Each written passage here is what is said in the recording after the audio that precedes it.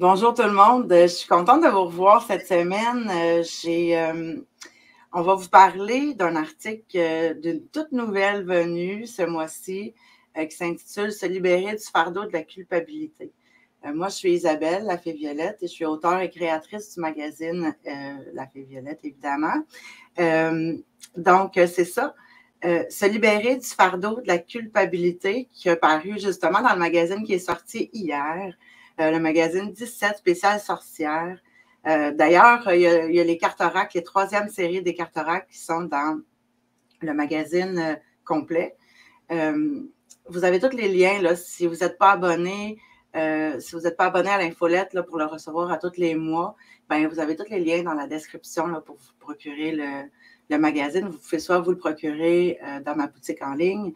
Les Carterac aussi, d'ailleurs, vous pouvez vous les procurer dans ma boutique en ligne. Sinon, ben, vous pouvez vous abonner sur Patreon, La Fée Violette, pour recevoir le magazine complet là, à tous les mois dans votre boîte courriel. Alors aujourd'hui, j'ai envie de vous présenter la belle Annie Dupuis, qui est praticienne en hypnose régressive quantique. Annie, ça fait une 20aine d'années au moins, là, on n'arrivait pas à déterminer exactement la date à laquelle on s'était rencontrés. Mais on s'est rencontrés dans une formation de lancement d'entreprise il y a environ une 20aine d'années. Je me souviens, mon plus vieux, il était encore à la couche, puis c'est ma maman qui le gardait à cette époque-là. Donc, voilà, une super plume, la belle Annie. Je suis certaine que... Non, je sais que vous allez aimer Annie. Elle est d'une douceur incroyable à part de ça. Salut, ma belle Annie, comment ça va? Ça va bien, toi, Isabelle? Oui, je vais super bien, merci. Mélissa nous dit bonjour. Bonjour, Mélissa. Bonjour. N'hésitez pas à nous faire des coucous, à nous dire bonjour. Ça va nous faire plaisir de vous répondre. Plus qu'on vous voit, plus qu'on est contente. Puis, merci d'être là. Merci d'être là. Annie, oui. Premier mois que tu écris dans le magazine. Oui. Bienvenue. Ben, merci de me donner cette belle opportunité aussi, Isabelle, puis merci pour m'accueillir aujourd'hui. Mais moi, ça me fait vraiment plaisir. Puis comme je dis, on se suit de près puis de loin, là, de près de loin depuis ces 20aines d'années-là. Ah, ouais. On ne s'est jamais lâché, jamais. Et là, ben cette belle co-création-là qui arrive, écoute, c'est juste magique, je trouve. C'est magnifique. Merci beaucoup. Ton article, on parle de culpabilité, du fardeau de la culpabilité. Mais tu peux nous expliquer un petit peu par rapport à quoi on parle de culpabilité dans cet article-là, s'il te plaît? En fait, étant donné que c'était le magazine qui portait sur le sujet des sorcières, j'ai décidé de parler de vie antérieure. Étant donné que je fais de l'hypnothérapie, c'est un peu ça qui est mon dada, c'est ainsi voyager avec les gens dans les vies antérieures, vies parallèles, et dans le subconscient, l'âme, la source. Donc, ce qui m'est venu pour écrire l'article, c'était de parler des sorcières qui ont été brûlées sur le bûcher. Puis que plusieurs d'entre nous, qu'on soit femme ou homme, on porte des mémoires de ces vies-là, cette vie-là. Puis, ce qui en était de celle-là, bon, le fait que des sorcières se faisaient brûler, bon, il y a déjà beaucoup de traumatismes, mais aussi qui ont emporté dans cette vie-ci. Des fois, on a du vécu actuel dans notre vie actuelle qui fait que on porte la culpabilité ou peu importe des blessures quelconques, puis ça se travaille en psychologie. Ça se travaille parce que c'est dans le vécu actuel, c'est plus facile d'avoir accès aussi. Par contre, dans les vies antérieures, les vies parallèles, ben là, il faut aller chercher un petit peu plus loin. C'est là que l'hypnose rentre en ligne de compte. Donc, souvent, les femmes et les hommes, mais là, je vais parler des femmes, qui ont vécu ou des mémoires reliées à la sorcière qui a été brûlée sur le bûcher, mais elles portent un lot de culpabilité. Souvent, c'est relié au fait, qu'elles ont laissé de la famille, des amis, des proches, des enfants, surtout relié aux enfants. Parce qu'on s'entend que dans le temps, c'était pas juste la sorcière qui se faisait menacer et brûler ou les enfants aussi écopaient. Donc, dans ce cas-là, c'est ça, c'est ce qui arrivait. Puis souvent, dans la nouvelle incarnation, ben, à ce moment-là, on peut porter encore tout ce fardeau-là de culpabilité. Ça peut être bien d'autres choses aussi. Là. Il y a de la trahison, il y a de la colère, il y a plusieurs choses qui peuvent être en ligne de compte. Mais aujourd'hui, je voulais parler surtout de la culpabilité. Super. Puis ces sorcières-là, quand ils se faisaient préparer là, pour sur leur bûcher et tout ça, qu'est-ce qui se passait exactement là, par rapport à ça? D'ailleurs, avant de répondre à la question, Annie, j'aimerais ça vous poser la question parce que justement, Annie en a parlé tantôt, qu'il y a beaucoup de gens qui ont déjà ce sentiment-là d'avoir été brûlés sur le bûcher. Moi, j'ai ce sentiment-là. J'ai beaucoup d'amis, ouais, toi aussi, Annie, hein? J'ai beaucoup d'amis, voilà, Annie en est une, qui ont ce sentiment-là. Et là, on parle de femmes, évidemment, mais j'ai aussi un homme, je connais un homme qui m'a déjà mentionné ce fait-là, qui avait déjà été une sorcière brûlée sur le bûcher. Donc, dites-moi dans les commentaires si vous connaissez quelqu'un, si vous avez entendu parler de quelqu'un qui vous avait mentionné ce fait-là, ou si vous-même avez déjà ce ressentiment-là d'avoir été brûlé sur le bûcher. Donc, je reviens à ma question, Annie. C'est ça. Qu'est-ce qui se passait en elle là, quand elle embarquait sur ce bûcher-là? Ben, on peut comprendre qu'il y avait de la peur. Hein? Il y avait beaucoup de peur. Et il y avait aussi, il y en a qui c'était du rébellion aussi. Là. Ils se sont battus jusqu'au bout. Ils ont crié leur foi, leur croyance et tout ça. Celles-là, en principe, au moment de quitter, ont peut-être été moins, ça a été moins difficile au niveau de la transition, si on veut, dans le retour au monde astral. Mais pour la sorcière qui était brûlée puis qui n'était pas prête à ça, qui ne s'attendait pas à ça ou qui laissait derrière elle des gens qu'elle aimait beaucoup, des jeunes enfants ou même des enfants plus vieux pour qui elle avait peur pour leur vie également. Tant et aussi longtemps qu'on est dans le corps, on s'entend que toutes les émotions nous habitent. La femme qui arrive, qui se fait brûler, qui est déjà attachée et tout, puis le feu part, au niveau du corps physique, étant donné que c'est une souffrance extrême, on sait, on fait juste brûler le doigt, puis on sait comment c'est souffrant faire se brûler. À ce moment-là, l'âme va quitter le corps plus rapidement. Ne va pas attendre qu'il soit tout brûlé, désintégré, parce que c'est une trop grande souffrance. Sachant que le but ultime, c'est que l'âme va retourner de toute façon à l'astral. Mais étant donné que c'est tellement dramatique et c'est tellement traumatisant, surtout quand la sorcière, la femme porte en elle autant de je peux pas laisser derrière, tu sais, qu'est-ce qui va arriver à ces gens-là que j'aime, qu'est-ce qui va se passer avec eux, ben elle arrive dans l'astral, mais ne va pas faire la transition aussi directement qu'une personne qui se prépare à la mort, quelqu'un qui, disons, a eu la maladie ou une personne plus âgée, ou ces gens-là ont eu une certaine préparation à la mort. Donc, mais comme tous, à la mort, dans la transition, ça se fait pas dans un... Ici, on a du temps-espace, donc je vais parler dans ce sens-là. Ça se fait pas dans l'instant. Il y a toujours... On entend souvent dire « Ah, j'ai vu une lumière. Il y avait comme un tunnel avec une lumière. Bon, j'ai vu des gens que j'aime. » Bon, souvent, c'est ce qui va arriver. Donc, on peut avoir des anges gardiens. On peut voir... Moi, je dis que c'est des hologrammes de gens qu'on a aimés, mais qui font partie de notre famille d'âmes, si on veut. Tu sais, on est là, on revient souvent avec les mêmes âmes pour faire le travail qu'on a à faire, l'évolution qu'on a à faire. Donc, c'est ça. À ce moment-là, quand c'est trop traumatisant, l'âme peut rester un moment en deux mondes. C'est-à-dire qu'il va avoir ses guides et tout, puis ils vont être là pour l'aider à la transition, mais la personne est tellement prise dans l'émotion de la culpabilité, même de la peur ou du traumatisme, qu'il faut un temps là, pour se réajuster au monde astral. Même si dans le monde astral, une fois rendu là, il n'y a plus de souffrance ou de choses comme ça, il reste qu'il y a une partie de l'être qui est encore tendance à retourner, à vouloir aider, à vouloir sauver les autres. Donc, ces gens-là, ben, éventuellement, comme j'écris dans l'article, ils viennent qu'à leur dire, bon, ça va être correct, tu vas voir, ils vont s'en sortir, tout ça, ils vont apaiser l'âme.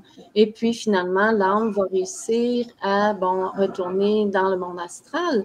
Mais il reste que dans la réincarnation, elle va apporter avec elle tout ce bagage-là.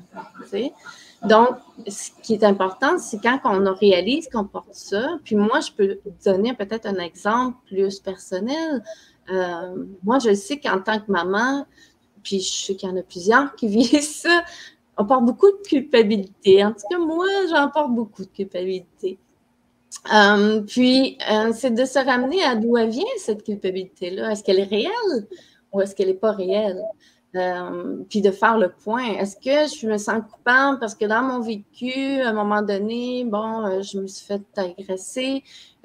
Puis quand je vais lever le ton sur mon enfant, j'ai l'impression que je l'agresse. Est-ce que c'est ça ou c'est autre chose qui va plus loin, qui est plus loin que dans le vécu? T'sais? Donc, c'est pour ça que, comme je disais, on peut travailler la culpabilité au niveau psychologique dans le vécu actuel, mais dans le vécu de vie parallèle ou de vie passée, parce qu'on s'entend, moi, les gens vont dire, OK, les vies antérieures, vie passée, vie parallèle, c'est la même chose. Pour moi, ça fait plus de sens parce que dans le monde astral, il n'y a pas de temps-espace.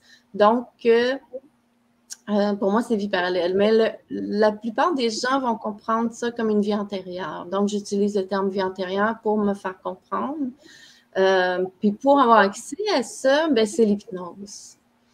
C'est avec l'hypnose qu'on peut aller revisiter et comprendre pourquoi on vit tant de peur, de culpabilité, de choses comme ça. Puis aussi, je vais ajouter, parce que c'est important, je crois, quand on veut faire des choses comme moi, je sais que j'étais des années à mettre des blocages. J'avais peur de réussir, peur d'être connue, peur d'être vue, peur de... Même aujourd'hui, ça m'a un peu stressée, l'entrevue, pour être bien honnête. Mais tu sais, en même temps, il faut dépasser ça, parce que ça, c'est pas des mémoires, c'est des mémoires archaïques, c'est pas des mémoires de cette vie-ci. Ce qui nous empêche d'avancer quand on travaille dans le similaire, dans un domaine similaire, si on veut aider les gens, être plus dans la lumière, les amener à un autre niveau, à ce niveau-là, c'est pas dans le vécu ici que j'ai eu des problèmes, là. Non, non, ça vient d'ailleurs, ça. En faisant des bagages à guérir, là, des bagages de vie antérieure ou même de nos aujourd'hui, on parle de parents. mémoire akashique aussi, là, tu sais, on parle de tout ça. Donc, c'est pas une mémoire, mais c'est quelque chose que je porte dans mon incarnation, que j'ai amené avec moi dans cette vie-ci, mais qui m'appartient pas nécessairement. Mais ça, là, on parle des sorcières sur le bûcher, mais on peut parler aussi de la Deuxième Guerre mondiale. Moi, j'ai souvent des clients qui se retrouvent là, à la Deuxième Guerre mondiale, qui sont les Juifs, ou des fois, ils sont les soldats, tu sais, puis là, ils portent la culpabilité en eux, être revenus, puis avoir fait autant de tort, mais ils ne savent pas exactement pourquoi. On ne sait pas dans notre cerveau actuel, biologique, qu'est-ce qui s'est passé, là. Oui, puis ça peut être aussi à plus petite échelle un petit peu, là, on peut porter la culpabilité même si on n'a pas été brûlé ou si ça a été un petit peu moins traumatisant.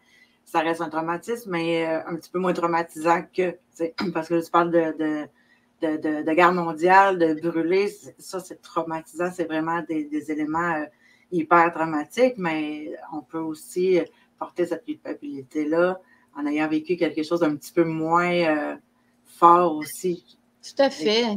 Tout à fait. Tout à fait. Que ce soit dans cette vie-ci ou dans les vies parallèles, la culpabilité, c'est un sentiment que plusieurs portent. Oui. Beaucoup trop de gens, je pense. Oui, puis on donne beaucoup d'importance. On ne s'en rend pas toujours compte non plus. Hein? Souvent, les gens vont le vivre intérieurement, ça va créer des blocages ou des difficultés X, mais ils n'ont pas conscience que c'est relié à une culpabilité ou à des peurs. Ça peut être des peurs. Tu sais, moi, si je reviens à mon exemple de tantôt, la peur de me montrer par peur d'être pas brûlée dans notre société, mais c'est la critique qui peut être négative ou peu importe, juste comme me faire brûler juste le terme ou l'expression, mais différemment, là. Tout à fait. Tu parlais de famille d'âmes tantôt, puis dans l'article, tu dis que les sorcières et les chats sont de la même famille d'âmes. Moi, j'aimerais ça que tu m'élabores un petit peu là-dessus pour comprendre ce que tu veux dire par là. D'abord, c'est quoi une famille d'âmes? Ben, la famille d'âmes, c'est en fait tous les gens que tu peux rencontrer sur ton chemin de vie, de ta vie actuelle, font tous partie de la famille d'âmes. Il y a différents niveaux. On a des contrats. On fait des contrats avec les gens avant de venir parce qu'on sait exactement, malheureusement on oublie, mais on sait exactement pourquoi on vient s'incarner, qu'est-ce qu'on veut travailler, comment on veut évoluer, comment on veut aider l'humanité parce que chaque être qui s'incarne est ici. Puis là, je ne parle pas juste des êtres humains, c'est de là en vient les chats. Les animaux, tous les animaux qu'on a dans notre vie, qu'on adopte ou peu importe qui passent dans notre vie, c'est la même chose. Ils ont tous une raison d'être. Ils ont tous, font partie de notre âme, que j'appelle, notre famille d'âme. Puis ils sont là pour nous aider dans notre évolution, dans nos guérisons. C'est des thérapeutes. Moi, je dis souvent, ma chatte, c'est une thérapeute. Mais, tu sais, ce qui est particulier, c'est qu'encore aujourd'hui, parce que j'ai déjà été famille d'accueil pour un organisme qui refuge de chats, puis aider les chats errants et tout ça. Puis j'ai déjà été une famille d'accueil, puis j'ai réalisé que les chats noirs sont souvent les derniers à se faire adopter. Fait qu'il y a encore dans la mentalité des gens qu'un chat noir, ça peut être diabolique ou quelque chose de genre malchanceux. Il y a des mythes encore, puis il y a des superstitions encore sur ça. Puis pourtant, peu importe la couleur du chat, il porte toute une raison d'être, comme tout être humain, tout être vivant de notre terre. Ah, tout à fait. Tu parles d'hypnose depuis tantôt. Je sais que tu es hypnothérapeute. À travers de ça, je sais que la culpabilité, c'est plus difficile que simplement de faire un petit exercice. Mais t'aurais-tu juste un petit exercice, mettons, là, que ce sentiment-là arrive là, pour nous libérer là, comme un petit peu vite. Mais sinon, c'est sûr qu'à travers l'hypnose, je pense que ça serait peut-être la meilleure solution, mais un petit exercice peut-être. Oui, tout à fait. Écoute, j'ai fait une petite formation en ligne l'hiver dernier. J'ai beaucoup aimé. Ça m'a beaucoup... en fait, ça m'a beaucoup touché la pratique. Puis je peux peut-être vous donner cet exemple-là. Si on sait dans notre vécu actuel pourquoi on se sent coupable, OK? Disons, je reprends l'exemple de tantôt. J'ai été violentée, puis moi, si je crie après mon enfant, je me sens en dedans comme « Oh non, je veux mourir d'avoir fait ça » parce que ça m'a tellement blessée, moi, quand j'étais jeune, que je vais projeter ça sur mon enfant, tu sais. C'est sûr que c'est pas l'idéal là, de crier après des gens, mais bon, je te donne un exemple. Parce que c'est humain, puis parce que ça arrive, tu sais. À ce moment-là, c'est de... Moi, je prends le temps. Pour toute émotion, c'est la même chose. Donc, prendre le temps, comme on dit, de s'asseoir avec l'émotion. Bon, je vis beaucoup de culpabilité. Est-ce que je peux m'asseoir, prendre quelques respirations pour savoir d'où ça vient? OK. Là, je sais que moi, quand j'étais jeune, j'ai été violentée. OK? Alors, ce que je fais, c'est que je me dis, c'est comme si je me fais un câlin, puis je me dis, je suis vraiment désolée, Annie, que tu as eu à vivre autant de violence. Tu sais, c'est touchant de se donner de l'empathie, de se donner ce réconfort-là qu'on n'a probablement pas eu quand on était jeune. En tout cas, moi, je ne l'avais pas eu. Puis ça peut être pour tout ce qu'on a vécu. Tu sais, je suis vraiment désolée, Annie, que tu aies autant eu de difficultés, disons, puis là, je donne un exemple, à réussir parce que tu portais autant de culpabilité, autant de peur face au monde, tu sais, d'avoir peur du jugement. Mais un jugement, aujourd'hui, ça peut être juste un jugement, mais dans le temps, c'était plus que ça, hein, on pouvait se rendre au boucher. Bon. Donc, c'est un peu comme réconforter l'enfant en soi qui a vécu les choses, tu sais, qui a vécu. Donc, tu sais, je suis vraiment désolée. Puis là, on se parle, mais je suis vraiment désolée, Annie, que que tu aies vécu ça. Ça me fait de la peine de savoir que tu as vécu ça. Puis aujourd'hui, on se réconforte avec ça. Ça, c'est comme d'aller jaser avec son petit enfant intérieur, puis c'est l'enfant intérieur, mais en même temps, c'est l'adulte aussi. Oui. L'adulte qui n'a jamais eu ça, c'est de réconforter l'adulte qui, enfant, a vécu ces choses-là. Oh, cool. Si jamais vous avez des questions pour Annie, là, gênez-vous pas. Annie est là pour répondre à vos questions. Que vous soyez en direct ou en rediffusion, pas de souci. On va prendre le temps de vous répondre. Écoute, Annie, je pense qu'on a fait un petit peu le tour du sujet, en tout cas, de ce mois-ci. J'ai bien hâte de lire ton prochain article pour le magazine 18. Oh, le magazine 18. Je ne sais pas si vous savez ce que ça veut dire, ça, mais ça veut dire que le magazine 18, ça va faire le 1er novembre 1 an et demi que je fais des magazines à chaque mois. Oui, hey, j'ai comme un frisson là, qui vient de passer. Là. Wow! OK. Hey, bravo, Isabelle, bravo! Merci beaucoup. Mais je suis vraiment contente, moi, de faire ce magazine-là. Je sais que c'est bourré de trucs puis de choses pour aider les gens. Moi, mon but, c'est un petit peu ça, là, d'aider à apaiser cet ego-là, ce mental-là, puis de se relier à qui on est réellement, là. Et on va continuer encore, puis j'ai hâte de vous dire que ça va faire 2 ans, puis 3 ans, puis 5 ans que je fais ça. Annie, on te revoit le mois prochain? Oui, tout à fait. Yes. Puis, si je peux me permettre, s'il y a des sujets que vous aimeriez discuter qui sont de vie antérieure, de tout ça, que vous avez l'impression d'être dérangé, bloqué ou quoi que ce soit à ce niveau-là, gênez-vous pas pour m'écrire, puis on va en discuter. Super. Donc, n'hésitez pas à aller voir Annie si vous avez ce sentiment de culpabilité-là, mais il y a les autres sentiments aussi qu'en hypnose, on peut aller régler. Puis si toutes ces mémoires-là peuvent être allées, c'est pas beau ça, hein? peuvent être guéries, peuvent débloquer, être dans la guérison. On débloque des choses, ouais. C'est ça. En fait, la mémoire en tant que telle, la mémoire reste telle quelle. On la visite pour comprendre les choses. Puis après, ça crée le déblocage. C'est « Ah, OK, ça ne m'appartient pas. » On est capable de faire la coupure.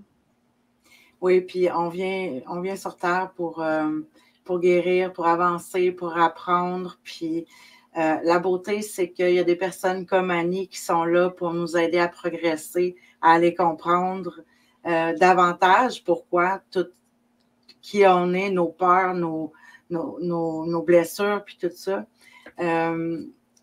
Écoutez, j'avais envie de vous dire un méga gros merci d'avoir été là. Puis on se revoit bientôt, la semaine prochaine, dimanche, 13h, fidèle au poste.